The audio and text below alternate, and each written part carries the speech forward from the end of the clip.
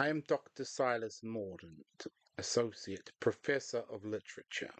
There are scholars, colleagues of mine, people with offices on the same corridor, people who have expressed opinions about Wilde across departmental tables with the confidence of the genuinely uninformed, who regard him as a lightweight, a wit, a man of surfaces.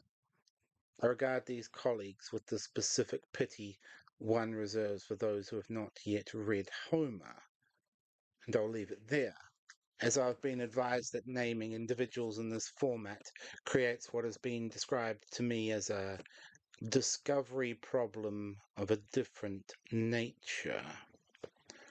Wilde is not a lightweight. Wilde is a precise and ruthless critical intelligence who spent his entire career disguising the depth of his thought as a series of very good jokes. The Importance of Being Earnest is the masterpiece of that disguise. It is also, as I shall demonstrate, a sustained and largely unacknowledged act of structural theft from William Shakespeare.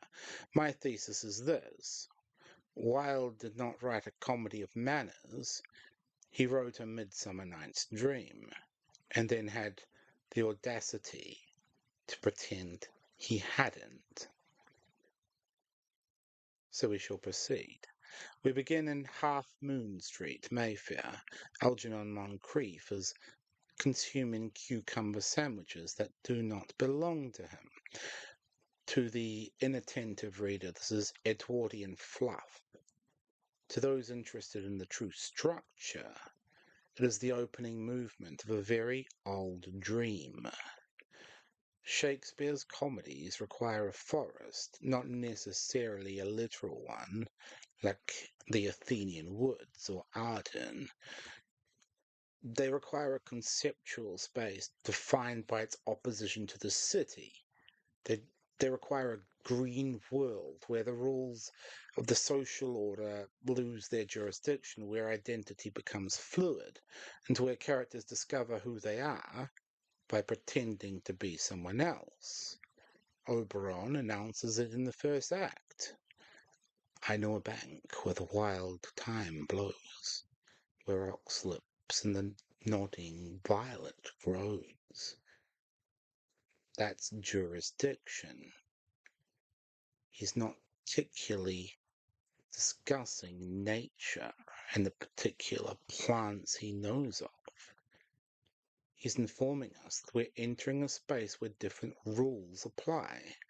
Wilde has no bank with wild thyme. He has Hertfordshire.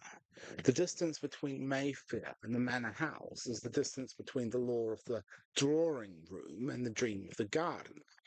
And it is structurally identical to the distance between Athens and the woods outside it. So Algernon is eating the sandwiches, and in some way he's announcing a system.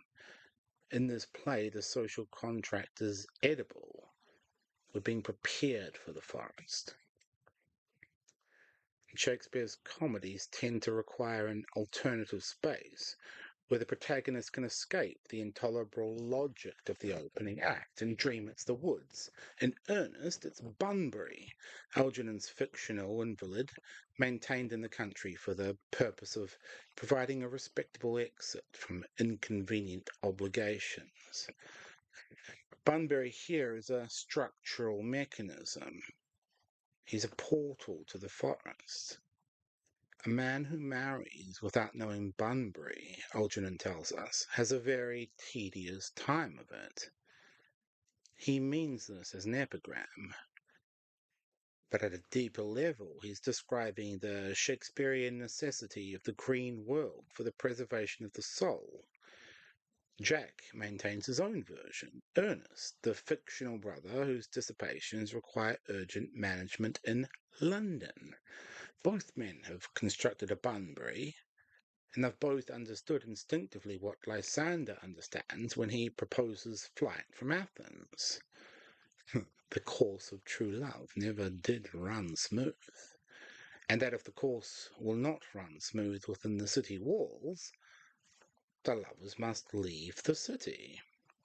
The divided self is not a moral failing. Wilde and Shakespeare agree on this completely. Dividing oneself is something of a survival strategy and an opportunity to thrive. And every forest has a law that pursues the lovers into it. In Dream, well, it is the father invoking the full weight of Athenian statute. As she is mine, I may dispose of her, which shall be either to this gentleman or to her death. That's the city's argument in its most naked form. Comply or be destroyed. In earnest, this function belongs to Lady Bracknell.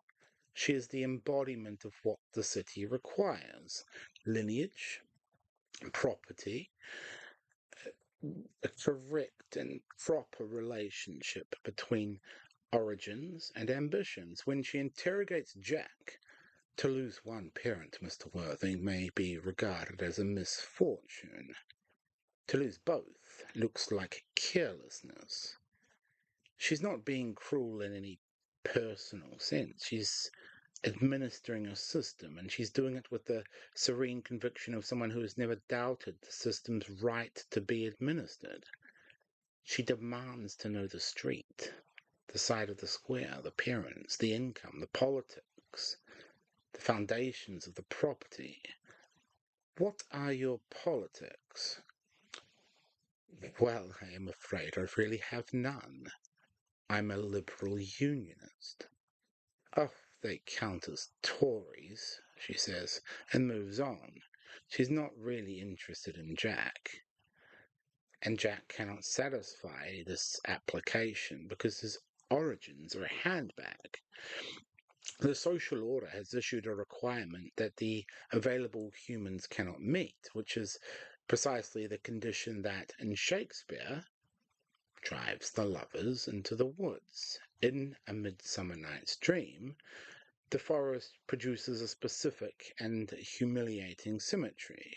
Hermia and Helena, like to a double cherry, seeming parted, but yet in union and partition, find themselves divided by the intervention of a love potion, their friendship curdled into rivalry by a magic that neither of them chose, neither of them understands.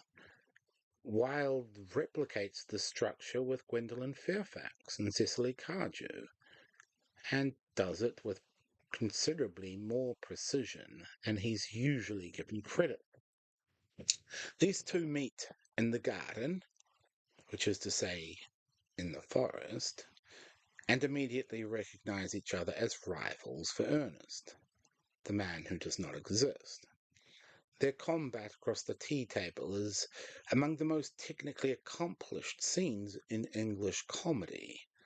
The sugar withheld, the cake deployed in place of bread, and the tartness of Gwendolen's "You've filled my teeth with lumps of sugar, and though I asked most distinctly for bread and butter, you've given me cake." This is Athenian spite filtered through bone china. Structurally, this is the same scene as Helena's "Oh, when she's angry, she is keen and shrewd. She was a vixen when she went to school." The register may be different, but the quarrel itself is identical.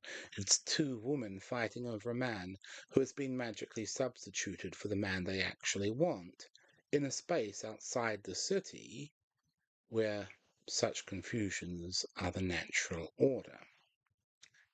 The quarrel resolves, as it does in Shakespeare, not through the correction of feeling, but through the revelation that the obstacle was a phantom. They were never rivals. There was never an Ernest. The forest produced the confusion, and the forest dissolves it.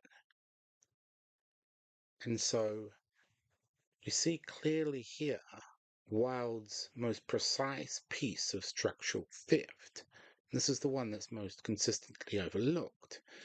In Dream, the engine of the comedy is a love potion. the juice of a flower called love and idleness, which causes the subject to fall in love with whatever they first perceive upon waiting. Puck describes its operation with botanical exactness. The juice of it on sleeping eyelids laid will make or man or woman madly dote upon the next live creature that it sees. It's irrational and it's imposed from outside. It makes the feeling entirely genuine and entirely absurd simultaneously. Wilde has dispensed with the flower. His love potion is a name. There is, Gwendolen tells Jack, that seems to inspire. Cecily, independently and without collusion, has arrived at that same conclusion. She cannot love anyone not named Ernest. She's conducted an entirely imaginary romance with a man of that name in her diary, and she's already selected the date of the engagement. Both women are struck by the suffering of architectural terms, perhaps an oral enchantment, the phonetic equivalent of Titania's bewitched vision. They're not in love with Jack or Algernon. They're in love with the vowel arrangement. The men are the biological scaffolding upon which the name is draped. And what Wilde understands, as Shakespeare understood, that this is not a satirical point. It is a truthful one. The causes of love are arbitrary. The feeling is genuine, regardless of the cause, but the gap between the two is where the comedy lives, and where, beneath the comedy, the serious argument lives also. And no Shakespearean comedy is complete without its mechanicals, some type of well-meaning incompetence whose subplot provides a lower harmonic of the main themes. In Dream, this is Bottom and his colleagues, whose theatrical ambitions and spectacular inadequacies mirror the lover's own overreaching seriousness. Bottom declares, I will roar you as gently as any sucking dove, which is, if you consider it, a precise description of what all the lovers are doing in the forest, attempting to perform a feeling with entirely the wrong instrument. In Earnest, Miss Prism occupies this position. She is the play's failed narrator, the woman who attempted a creative act and produced catastrophe. She wrote a 3-volume novel of more than usually revolting sentimentality, filed the manuscript appropriately, placed the baby in the handbag, left the handbag at Victoria Station, and has been teaching Cecily geography and the uses of globes ever since, entirely unaware that she is the hinge on which the whole plot turns. She's Peter Quince with a perambulator. The production went wrong at the casting stage, and it has been wrong ever since. And everyone has been living inside the miscast version for 28 years. And what makes her interesting, rather than merely comic, is her certainty. The manuscript, unfortunately, was abandoned, she tells Jack when he presses her. The word unfortunately is doing some good work here. She abandoned an infant at a railway station, and her regret is for the novel. Wilde, beneath the joke, is making the same point Shakespeare makes with Bottom. The people least aware of their significance are often those most structurally indispensable, or at least insightful in their own ways. What is the token in this comedy? What is the object that carries the plot secret and circulates through the play, accumulating meaning, and whose final revelation resolves the tangle? Is there a ring, as in The Merchant of Venice? Is there a handkerchief, as in Othello? Is there a letter, a birthmark, a scar? In earnest, it is a black leather handbag deposited in the cloakroom of Victoria Station, Brighton Line. Lady Bracknell's response: a handbag is one of the most famous single lines in English comedy, and it is funny, and this is for exactly the reason Shakespearean tokens are so funny when they're taken with inappropriate solemnity. The comedy of misplaced gravity. The bag is ridiculous. The bag is also, within the internal logic of the play, the only object capable of resolving everything. Jack's name, his brother, his parentage, his right to marry Gwendolen, all of it is in the bag. The truth is really pure and never simple, Algernon observes earlier in the play. The handbag is the play's proof of this. The truth is in a leather case in a railway cloakroom, and as I said, it has been there for 28 years. So where is the recognition scene in which the hidden identities are restored and the correctly sorted pairs are confirmed and the social order is re-established, perhaps on better foundations than it had at the start? Well, in Dream, it is Theseus who restores order. It is Theseus who blesses the pairs, and in returning the lovers to a city in their absence that has become incapable of casting them out, it is the king who gives the opportunity for the lovers to reconcile with society. But in earnest, the restoration is supplied by an army list. Jack discovers his father was General Moncrief, that he was christened Ernest John, and that Algernon is his younger brother. The name he invented as a lie turns out to be his name. It is a terrible thing for a man to find out suddenly, he tells Gwendolen, that all his life he has been speaking nothing but the pure truth. The mask was the face, the performance was the identity, the forest's great trick. That transformation imposed from outside reveals what was always true, has worked precisely as it was supposed to. It's worth pausing here briefly because this resolution is structurally more elegant than the one Shakespeare provides. Shakespeare requires a fairy king and an actual king to untangle what the fairy king created. Wilde requires only an army list and a governess with a defective memory for luggage. The mechanism is more economical. The effect is identical, but the mechanism more economical. I've now realized for the first time in my life the vital importance of being earnest. The final line before the curtain. Most readers receive it as a pun and move on. I want to suggest that it is Wilde's actual thesis, stated plainly at the moment when the audience is least equipped to receive it seriously.